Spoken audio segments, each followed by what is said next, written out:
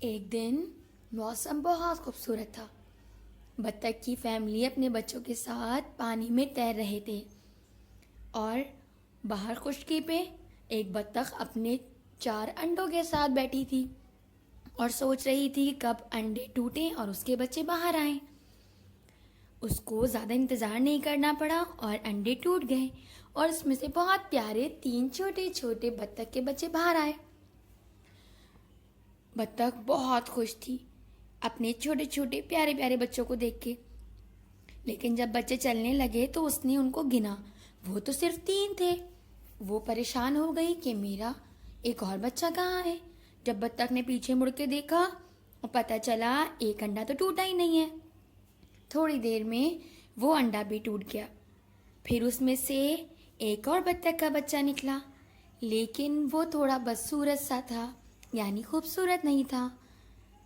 بطخ دیکھ کے بولی، یہ میرا بچہ باقی بچوں سے اتنا مختلف کیوں ہے؟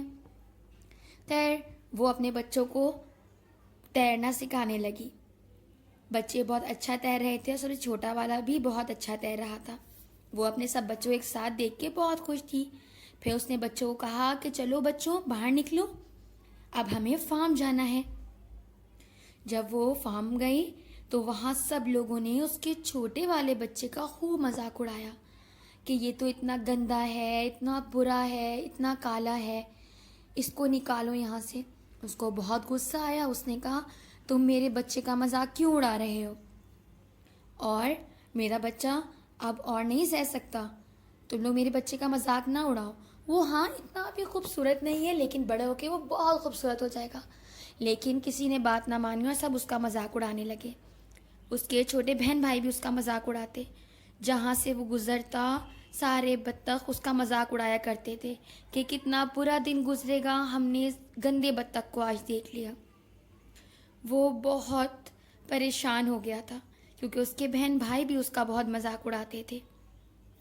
وہ ایک دن اڑ کے ایک نہر کے پاس پہنچ گیا، وہاں پہ وہ کچھ دن رکا اور پھر اڑ کے وہ ایک گھر کے پاس چلا گیا۔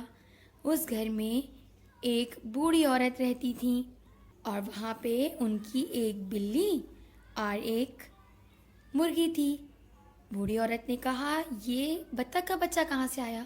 یہ تو بہت عجیب گندا سا ہے، چلو میں اس کو پال لیتی ہوں، جب بڑا ہوگا تو اس کے اور مرغی کے انڈے میں بیچ آیا کروں گی۔ یہاں پہ بھی بطخ بہت پریشان تھی کیونکہ بلی اور مرغی اس کا بہت مذاق اڑاتے تھی۔ بلی کہتی تم نے کبھی اپنا فیس، اپنی شکل شیشے میں دیکھی ہے؟ کتنی گندے ہو نا تم، میں تو کتنی پیاری ہوں، نرم نرم سی۔ مرغی بولی تم تو انڈے بھی نہیں دے سکتی، یہ دیکھو میرے کتنے پیارے اور خوبصورت انڈے ہیں۔ بطخ بہت اداس رہتی۔ بطخ نے دیکھا اس گھر کے سامنے ایک جھیل ہے، بہت خوبصورت ہے، اس کا بہت دل چاہ رہا تھا کہ وہ جھیل میں جا کے سوئمنگ کرے، لیکن بلی نے کہا ایسا سوچنا بھی نہیں، ہمیں غصہ نہیں دلاؤ۔ بطخ بولی میں کوئی قیدی تھوڑی ہوں، مجھے تو کوئی جانے بھی نہیں دیتا اور یہاں پہ مجھے کوئی تیرنے بھی نہیں دیتا۔ یہ کہہ کے ایک دن بطخ وہاں سے بھی اڑ کے دوسری جگہ چلی گئی، اس کو پانی ملا اور وہاں پہ وہ خوب تیری۔ پھر اس نے دیکھا وہاں پہ بھی بہت ساری بطخیں ہیں، لیکن اس سے نہ کوئی دوستی کرنا چاہتا تھا نہ اس سے کوئی بات کرتا تھا۔ پھر سردیوں کا موسم آ گیا، ہر جگہ برف سے پتے درخت ڈھکے ہوئے تھے، پانی بھی بہت ٹھنڈا تھا، لیکن وہ اس ٹھنڈے پانی میں بھی خوب نہاتی، خوب مستیاں کرتی۔ پھر ایک بہت اچھا موسم آ گیا باہر کا، تو اس نے دیکھا وہاں پہ بہت ساری سفید رنگ کی سوانز ہیں، وہ تو بہت خوش ہوئی، لیکن اس نے کہا کہ کہیں یہ میرا مذاق نہ اڑائیں، اس لیے وہ جا کے گھاس میں چھپ گئی، کیونکہ ہمیشہ یہی تو ہوتا تھا، ہر جگہ اس کا مذاق اڑایا جاتا تھا۔ پہلے اس کے آس پاس کے لوگ مذاق اڑاتے تھے، پھر اس کے بہن بھائیوں نے اس کا مذاق اڑایا، پھر اس گھر میں بلی اور مرغی نے مذاق اڑایا، اور پھر سب لوگ اسی طرح مذاق اڑاتے رہے۔